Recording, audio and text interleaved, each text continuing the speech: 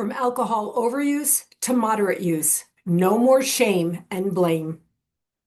Is your own alcohol use on your mind a lot? Since almost everyone who enjoys alcohol has likely had a binge, how do we manage that? How do we know how much is too much? And how do we regain control when we think we've lost it?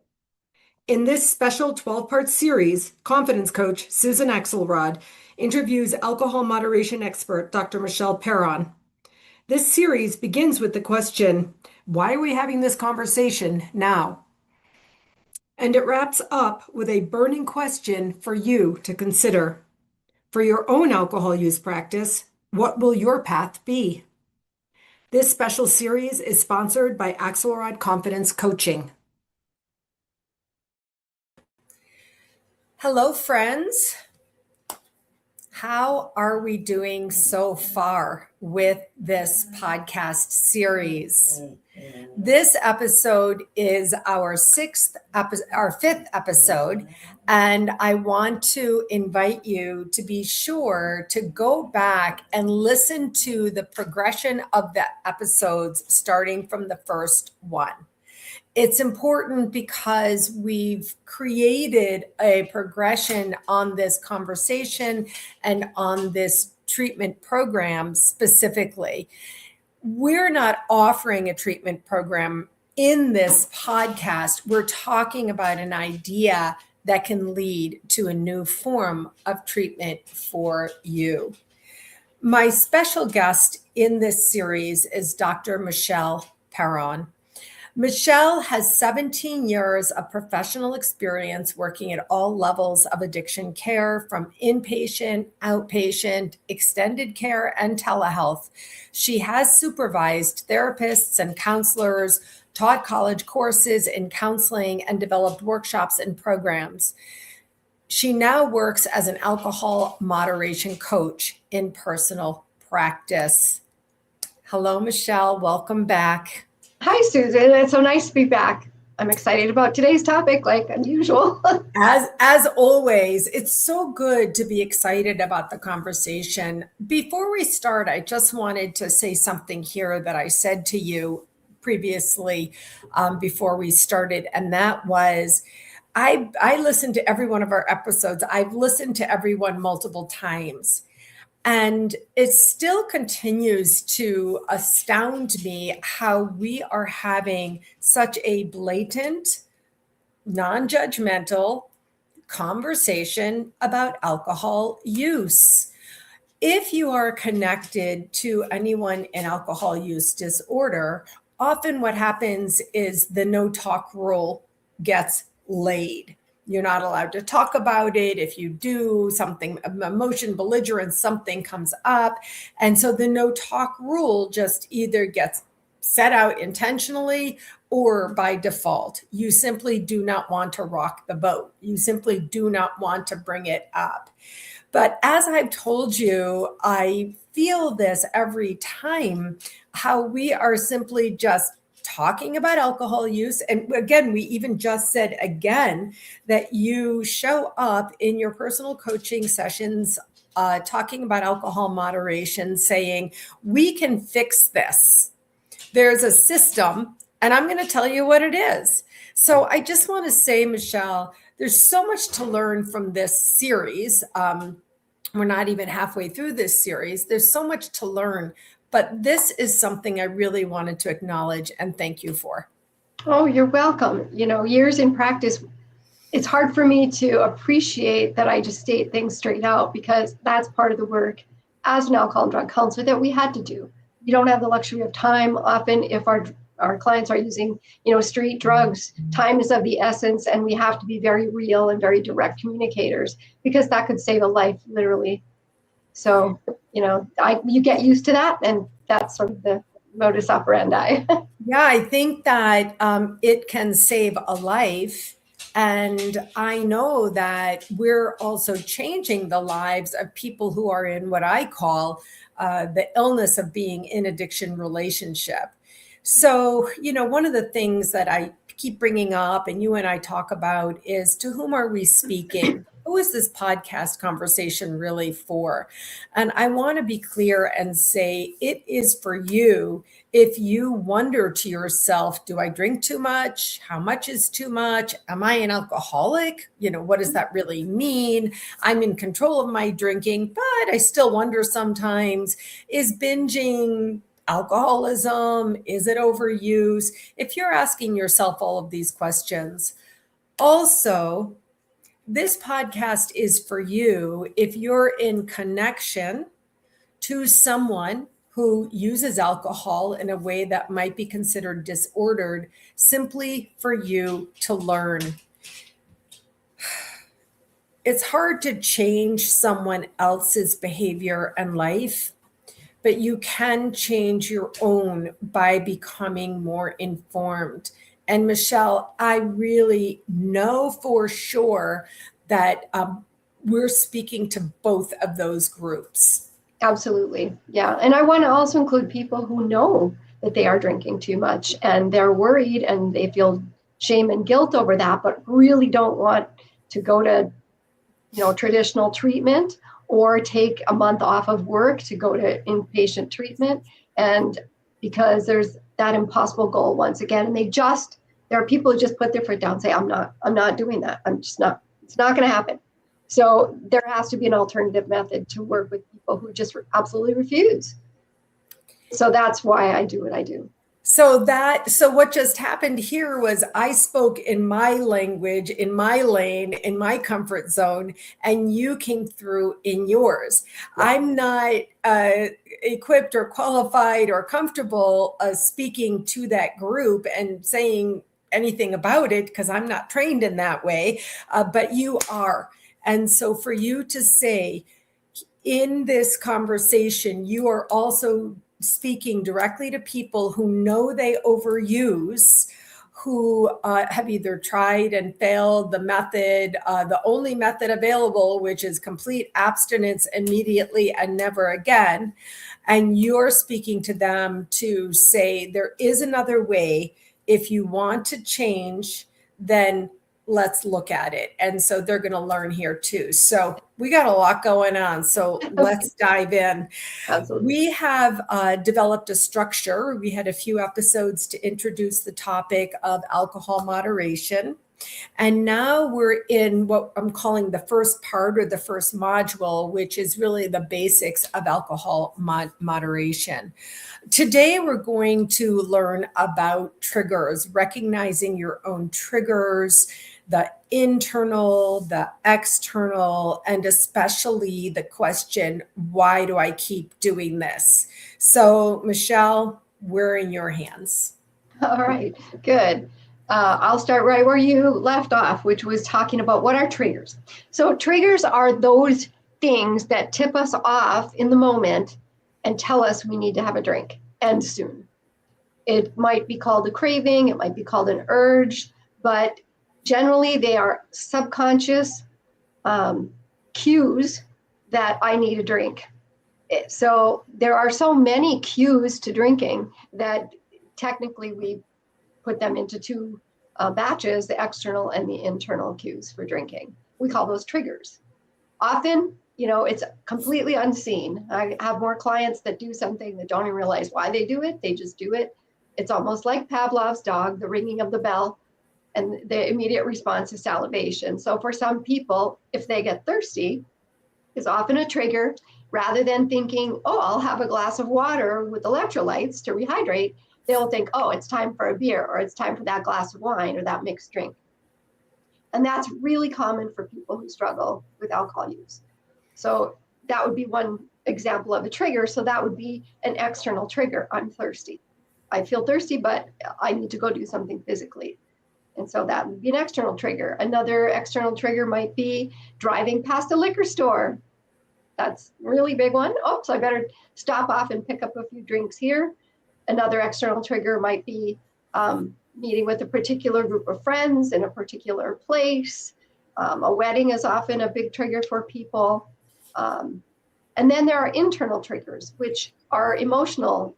Before you go on, I just want to say another external trigger, an example of it. When I smoked cigarettes for many years in my early life, I believe it was an external trigger of the nature of which you're speaking when I got into the car.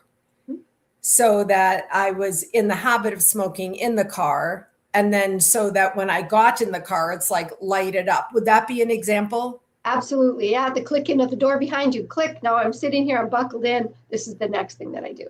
Right, exactly. So that would be something I think that a lot of people can relate to. And now that I'm saying that, it's occurring to me that people who are in the hiding of use of alcohol often do it in their car. And that may be, for me, it was lighting up a cigarette, but for them, it may be like, oh, this is my time. Like they take it out from under the seat or the glove compartment.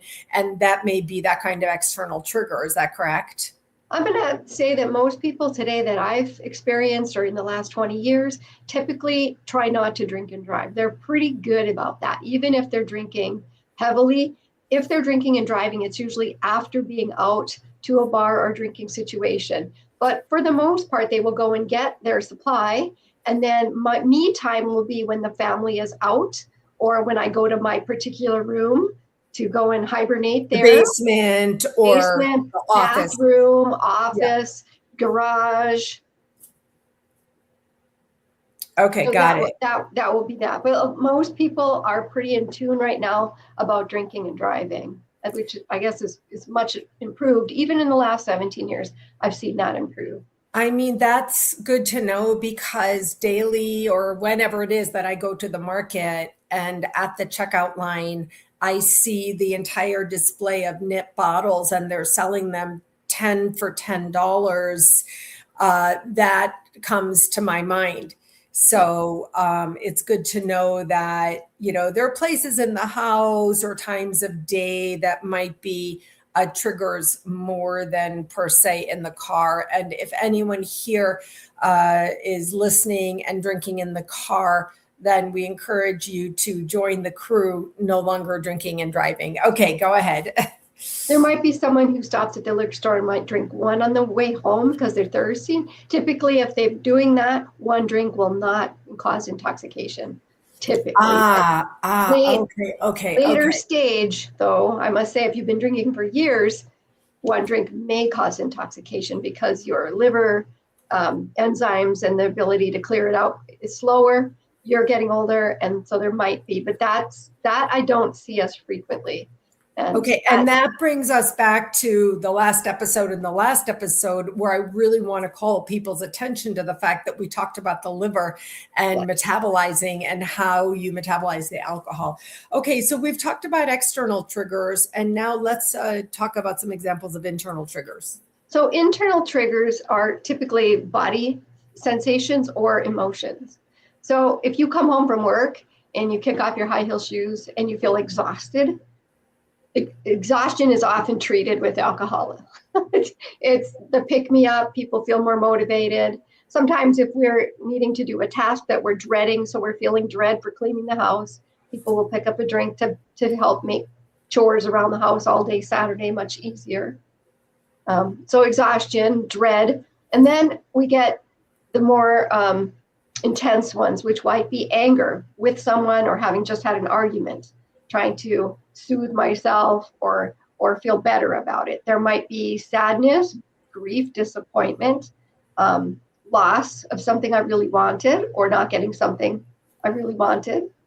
And so any intense, I would have to say intense emotions, whether positive or negative, are going to be the ones that trigger people most frequently. So that's interesting because when you said thirst, I work in the area of interoception with my Qigong practice, and we teach noticing what you're feeling inside. So feeling thirsty does come internally, but really you're talking about internal triggers really coming from feelings and emotions. And you've given us these all body, like pain is another one, like thirst. It's felt in the body, and so people will treat pain with alcohol. Right.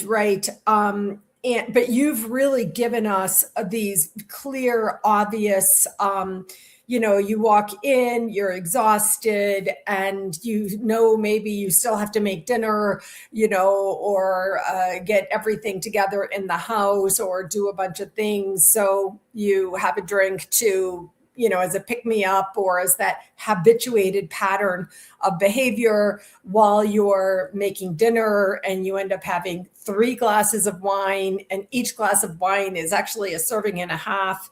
So you talked about the feeling of dread that, you have to deal with something, a hard conversation, something, whatever it is. And then drinking, taking that beer out of the fridge makes it easier. Then you talked about soothing yourself from sadness, grief, loss. This would be a big one because basically I don't have to feel those things if I drink, right? Right. And then the sneaky ones, like just an ordinary day, I just feel like it. It's Saturday afternoon, nothing's particularly wrong. I'm not particularly happy or sad, but here I am. And that's that flatlining, that languishing that we don't point to very much. We talk about it in positive psychology, but languishing is just kind of neutral, and it's just something to do. That can be translated into boredom. And when the brain has really nothing to focus on or nothing to do, boredom becomes anxiety, which becomes a trigger. So just because I feel like it, I have nothing better to do today, is still stressing the brain out, because boredom is seen as problematic. It wants something to do, to be entertained, to be altered. And so if we're not practicing doing interesting things on a regular Saturday afternoon, getting into hobbies or activities or exercising or those sorts of things, that if we're not taking care of that free time problem, we will use it up in a way that isn't quite so healthy. Oh my gosh. So boredom becomes anxiety. I might say boredom could also become depression. Yeah. If boredom comes from loneliness, and what you described as the free time problem might come from lack of agency, which came first, because using alcohol actually reduces your agency, etc. This brings to mind something. I'm already excited about our next episode, where we're going to review a lot of things, but this brings to mind the thing that you talked about, irregularly irregular. And that the reason you talk about drinking, if I understand correctly, you can correct me, irregularly irregular, is the flatlining of which you just spoke, the languishing, and then you said just something to do. And so that would be considered regular. Saturday afternoon, I'm done with the chores and, whatever. I'm not going out yet, with the plans. And so there's 4 hours. And if it's Saturday afternoon, like we said in another episode, it's time to drink. Is that correct? Yes, absolutely. And that's if you start earlier in the day because you're not at work, it can be sneaky. Even if you're just nursing a slow buzz all day, that can add up and become a binge very quickly. Because for women, that's 4 drinks, easy enough to do when you're out doing housework for hours, or even if you're a man and you're doing yard work or chopping wood or whatever you're doing, right? That can easily stack up. So by the end of the day, you've had, 8 or 10 drinks. And as a reminder, probably, or at least possibly, one of your drinks actually equals 2 drinks. Yes. So you may have only had 4. You say to yourself, oh, I didn't have 8 or 10 drinks. You only had 4 drinks. But we have to remember back to the very first episode, how much is a drink, right? The standards are clear. And just review: a 5-ounce pour of wine, 1 12-ounce beer that's normal, not IPA, not high alcohol, or 1.5 ounces of liquor. That's it. That's 1 drink. Yeah, that's 1 drink. And that's why at the beginning of every episode, I say, please go back and listen. It's worth your time. And also share this with anyone else so that they can listen and also learn these things. Even one of the things we talked about was binging. At one time, if women drink, I think 3 to 4 drinks a week of these measures, and men 4 to 5, if you're drinking all of it on one day and your weekend, it's still the standard measure. Yeah. And yeah, for women, more than 4 in a day, and for men, more than 5 in a day would be considered a binge. And that's that barrier is crossed by, I would have to say, about 100% of my clients. Yeah. Okay. Let's talk about the word. First of all, this is so good. Secondly, let's talk about the word sneaky. One of the things that you wrote in the notes for me to, tune into is, why do I keep doing this? And I'm wondering if sneaky means sneaking up on you. Talk to us about the use of the word sneaky. Does it connect to why do I keep doing this? I'm not sure if it does. Okay. So sneaking up on me, definitely. And I sneak around doing it. It's a self-sabotaging type mentality where you keep telling yourself, because we keep hearing it, I'm powerless over alcohol, I'm powerless over alcohol. Well, if we say it enough times, we're going to believe that, right? And part of what I talk about is that you always have a choice. And it's about coming to presence that allows you to make a cognitive, volitional or voluntary decision in that moment and following through with that. That's where that identity migration is really important, because sneaking around is part of the old identity. The person who moderates is no longer sneaking around, hiding their drinking from others, or allowing it to suddenly pop up and overtake me. Like I didn't realize it snuck up on me, right? And I just kept going. I had one glass of wine and then I was off to the races. So it's a commitment to staying present in your body in real time. I mean, I can think of a number of women I know who moved from one glass of wine a night to a bottle a night. And, that really comes up for sneaking up on me.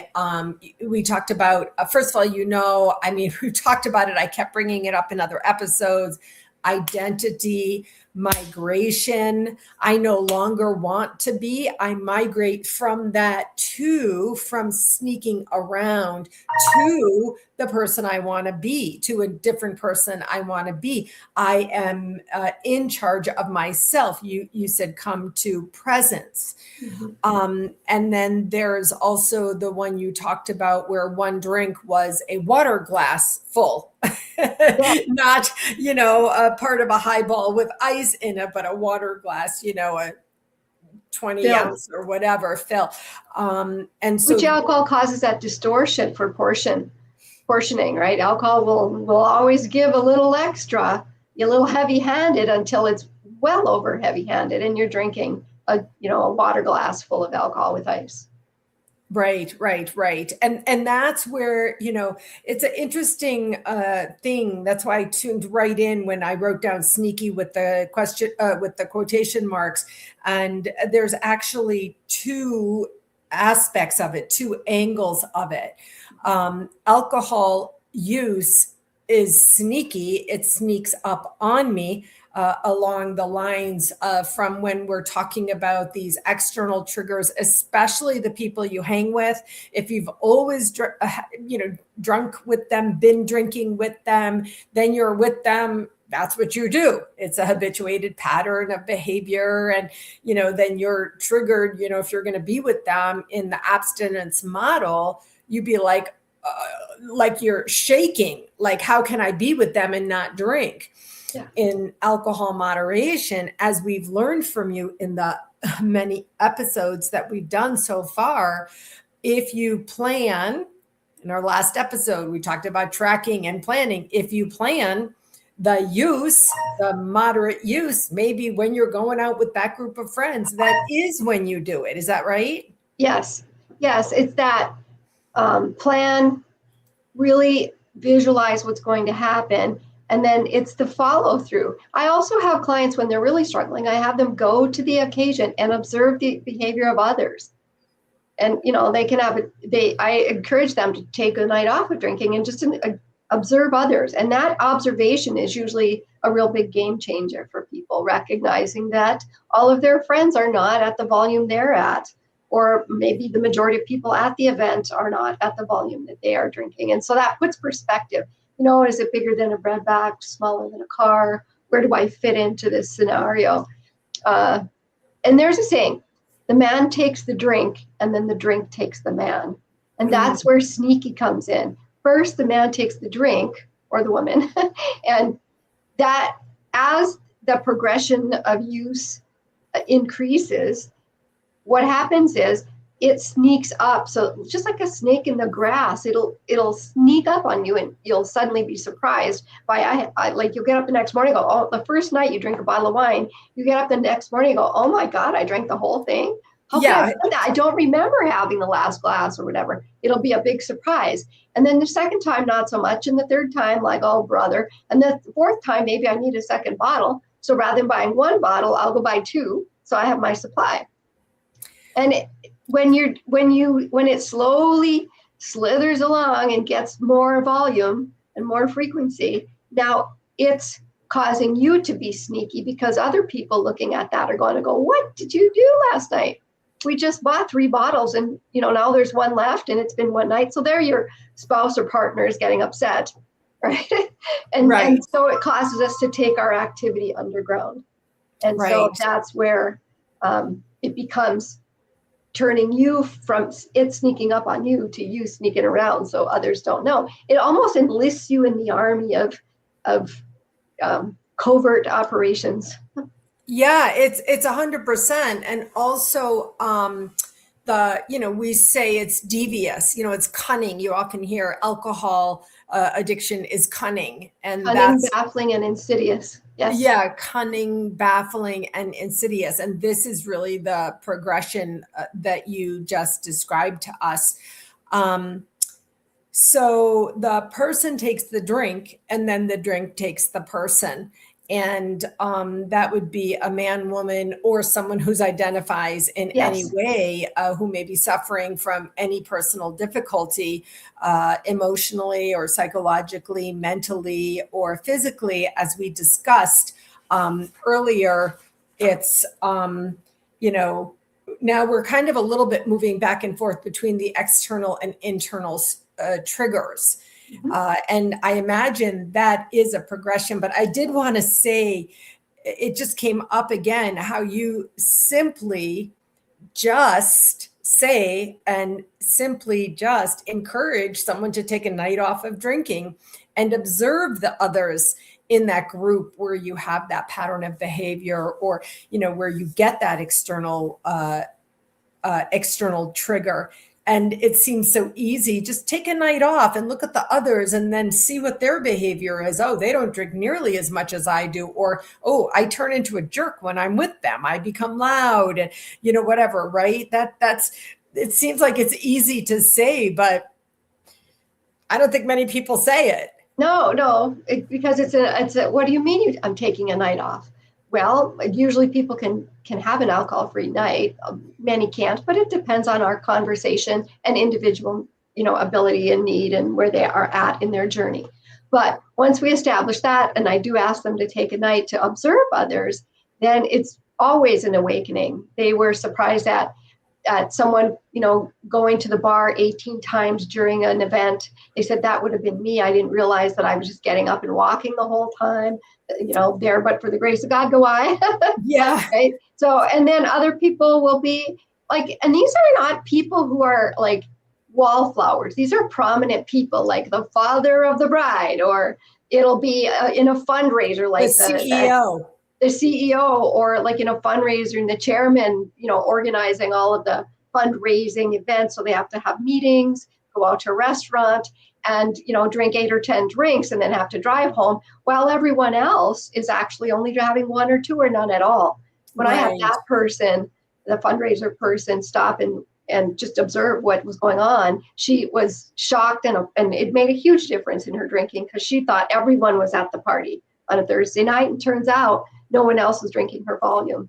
I mean, I don't even know if I'm a fundraiser by training. It was my primary career. I was a fundraiser for 35 years. Oh, wow. And in the day, when I started a long time ago, there was a man in my community who was the life of the party, and he was the old-fashioned fundraiser, kind of like the Madison Avenue guys.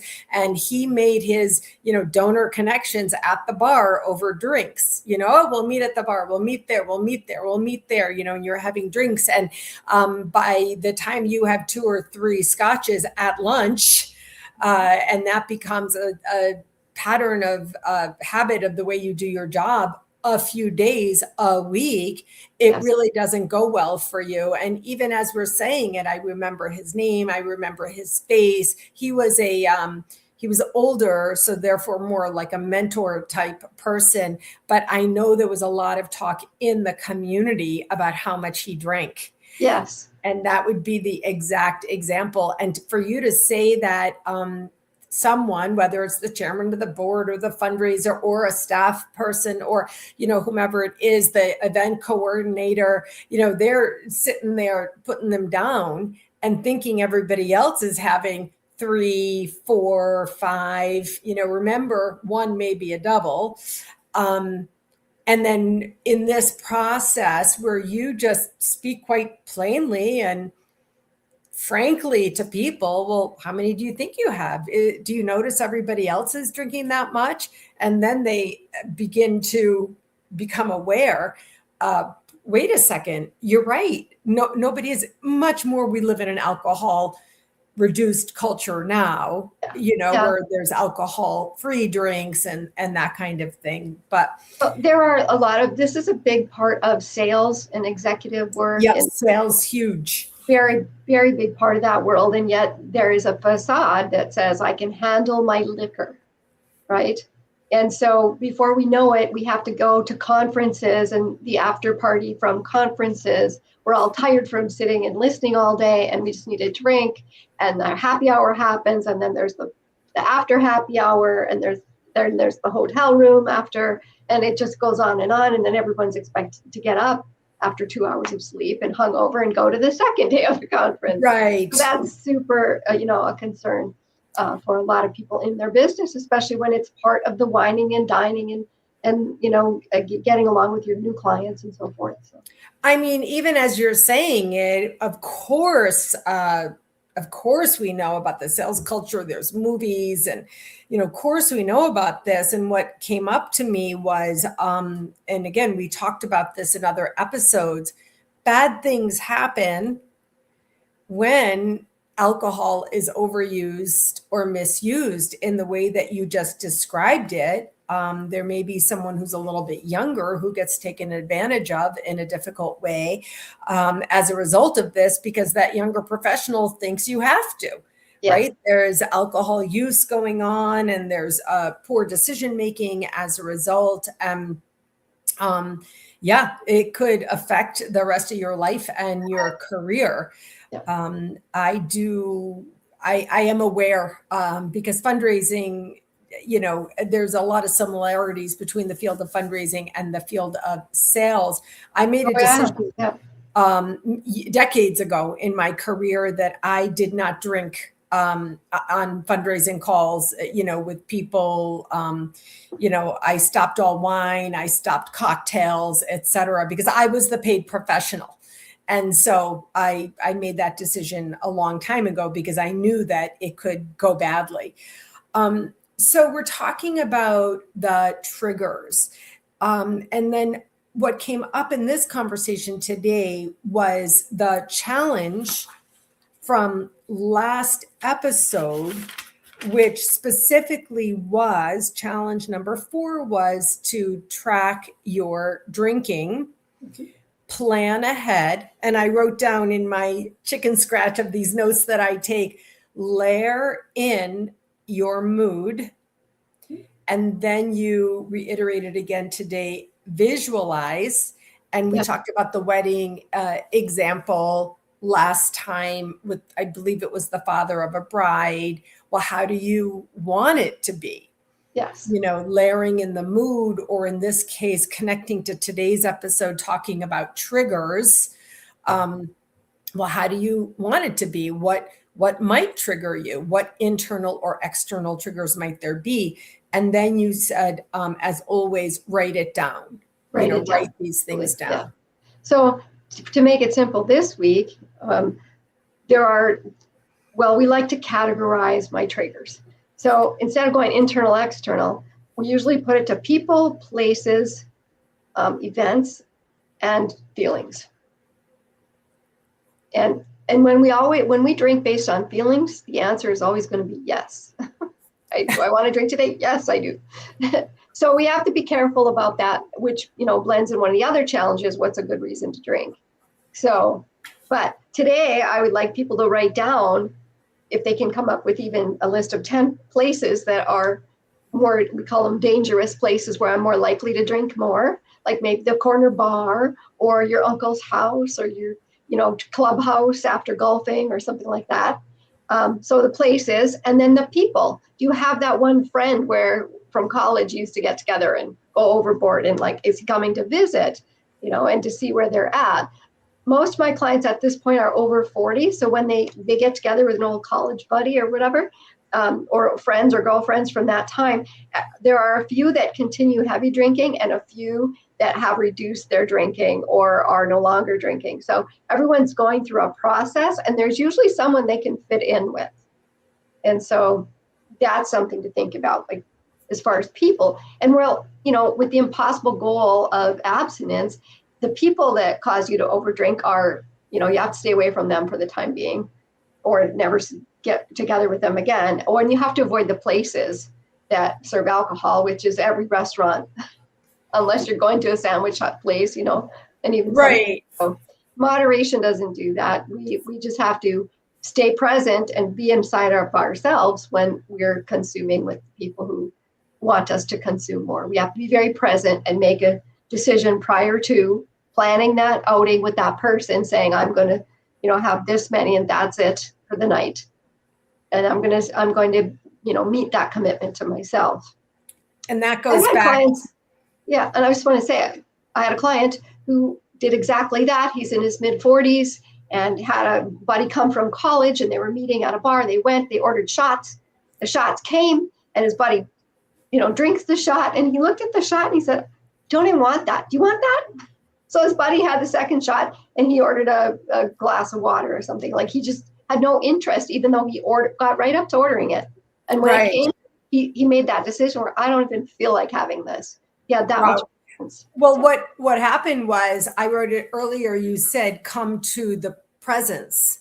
In that moment, it came to him, and it was sitting there in front of him, but he was in his conscious present state of being, asking a conscious question. Do I even want this? In the Michelle, do you even want it? Do you want it? You just ask yourself from the space of being consciously present, which is where we come out of the sneaking up on me, right? Oh yeah, just snuck up on me. We just were getting together. We ordered a shot. I had it. That's what we always do. And before I knew it, we had done 6 shots of tequila. Yes. That's how it happens. It sneaks up on you. Suddenly you go, oh my gosh, and I don't think I should drive home, and someone take my keys. Right, exactly. And going back to the thinking about it, think about it in advance, track your drinking. And this is the bridge. This is the bridge crossing over from, what are you talking about? How can you do this instead of totally abstaining? Well, the bridge is these tools, strategies, accountability, coaching, support, where, for example, you begin tracking your drinking in truth because you want to feel better or change or whatever. Yes. And I might say successful reinforcement. The tools that I give clients will, when they show the results, that success reinforces the repetition of that tool. So these are things like, and I tell you what, I've been doing this long enough that I have so many tools, to make your eyes bleed. So if something doesn't work, I will come up with something else and something else and something else and something else. And we will, I don't give you everything all at once because you feel overwhelmed, but let's start here and I'll have you practice these tools. And then you get to choose. I have over 85 tools that people can use individually so that they can try, but I only give 2 or 3 at a time. Try these, try those, try those. And I am very persistent and determined, and I don't give up. And I just offer them as try this, try that.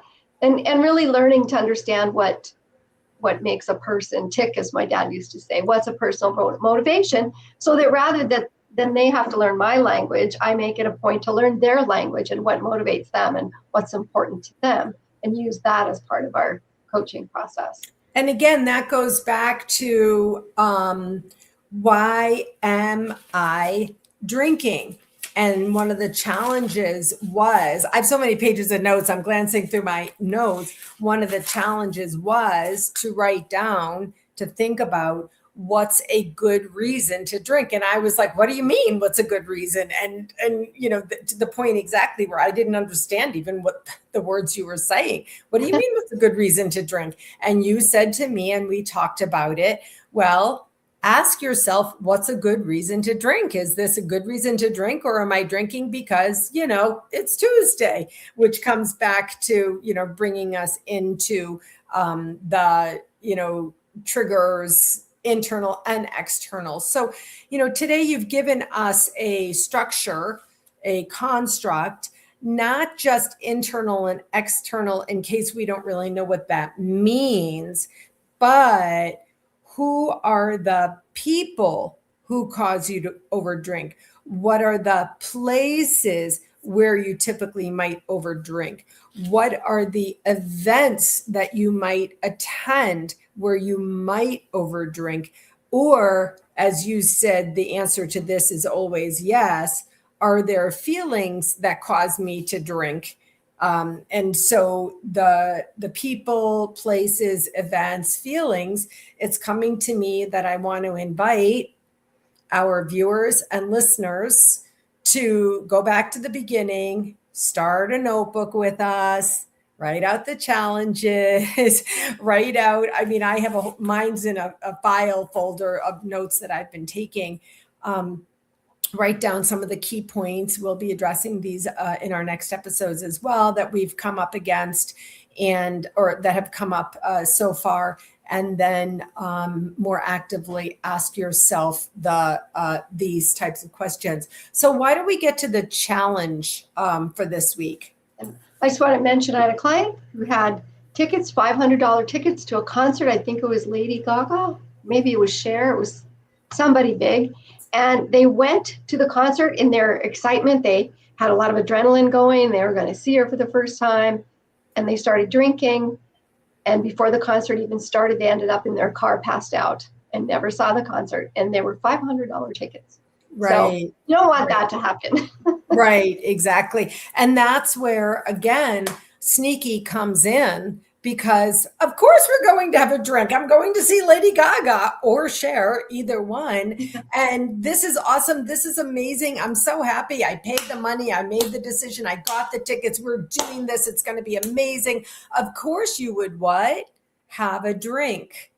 And if you had one drink because you really thought that through, visualized it, planned it, etc., according to the last challenge, then you actually might have gotten to the concert, but the alcohol was sneaky. It was like, yeah, we'll have another drink. You have 2 or 3 drinks or whatever. You end up passed out in your car and missing the concert. That's a perfect example of what we're talking about. Yeah. So today's challenge, there is a time most people, not everyone, but most people will drink usually after work. That's usually they start, the witching hour, I like to call it, is usually 3 or 4 in the afternoon where I start thinking about it, maybe looking at the clock at work or, looking to get off my computer after my last meeting, whatever it is. And then I do my routine like a little robot. I, put on my jacket and get out into my car and get in my car and drive home the same way that I've come every day in the same radio station or whatever help book you might be listening to. I get home, I drop the keys on the same table. I walk into the kitchen and I do my thing. I open the door, look around, and what am I going to have for dinner? And there's always the bottle of wine or the beer or whatever it is in the fridge or the bottle on the counter. And I just automatically do that. What I suggest, one of the first things, if you want to take a left instead of a right, is to take your shoes off, put your keys down, take your jacket off, and instead of going into the kitchen, take a left and go into your room, go up the stairs, whatever, and change clothes.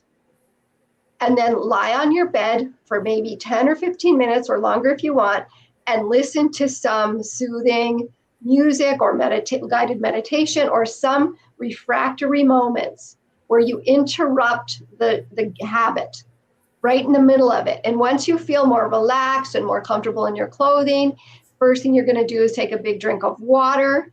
And then you're going to reassess your desire to drink, whether you start dinner first instead, but delaying will help. But that refractory moment can make all the difference from the little habit that's already been established. Take time to change your clothes and really make that transition from work to home be more dramatic and more pronounced. I mean, again, you're talking about really coming to the presence. If you don't like yourself that you drink, or when you drink, or that you know that you overdrink, or that you can't not do this, or that you tell yourself you can stop whenever you want, but you really know, your soul really knows that you can't. If you're in that experience and you become aware of the external trigger of the routine, again, I go back to irregular is out of that routine. Yes. Right? That's partly what that's about. Then you take a left instead of going straight, change your clothes, listen to music, interrupt the things, change it up, do something differently, come even higher awareness, think, take a glass of water, think, ask yourself, do I want that drink? Do I want to perpetuate this routine? Do I want to continue on this track?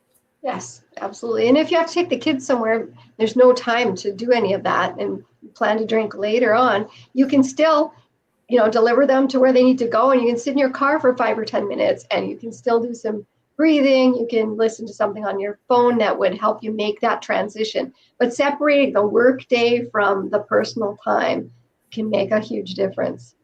Right. You wrote down 3 questions. I did. Those are just on the notes. Yeah, in the notes, absolutely. And okay. So the 3 questions are, we had kind of touched on them before, but what are my triggers? What are the places I'm more likely to overdrink? And who are the people I'm more likely to overdrink with? What are my triggers? Who are the people? And what are the places? Yeah, and that doesn't mean you need to avoid those people or places. It means I need to put a little bit more thought before participating in that environment or with those people to what I want to do. Because wherever you go, there you are. Yeah, and that's what this has all been about, that you're helping us to understand is, really taking charge of our lives. I teach Qigong, and the whole theme of that I teach through the use of Qigong is I'm in charge of my energy. We have the Qigong ball. It's mine. It's my energy. It's mine. I'm holding on to it, and I can be in charge of it. And that's really what this comes down to is, getting more in charge of yourself, especially if you think thoughts like, I want to. Yes. I wish I could be more in charge of myself. I wish that I could not do this. In that routine of which you spoke, you come home, open the fridge, you take out that wine, you have that one glass, you pour the second glass, you're already beginning to feel more tired, more sluggish. You always feel that way every night when you do this, and you hate that. If any of this is resonating with you, then Michele has 85 tools. I also have 85 tools, or however many, I've never really counted them, to live a more confident life. And so that was funny when you said that. All right, my friend. Well, another great episode. I want to invite people to really tune in here. And whenever it is that you found this episode, whenever it is that you're seeing us or listening to us, if someone else shared it with you, thank them. Or if you found it on your own, I thank you for being here. I encourage you to tune into this episode and go back in the notes. You'll see the link to all the other episodes, and I encourage you to find them. So, Michele, thank you as always. I'm already looking forward to our next conversation, where we're going to do a little bit of review of where we've been. Yeah, absolutely. And I'm also looking forward to the episode on relationships. That is one of my favorite things to talk about, because it is such a trigger, is my primary relationship, whether it's your parents, your spouse, or your children. Those are really important parts. And that's also our next episode, right? I think so. Yeah. Okay. So tune in. That's going to be a big one. We're going to have to spend a little bit more time. That's a big one for sure. Okay, my friend. Thank you very much. I'll see you soon. Thank you.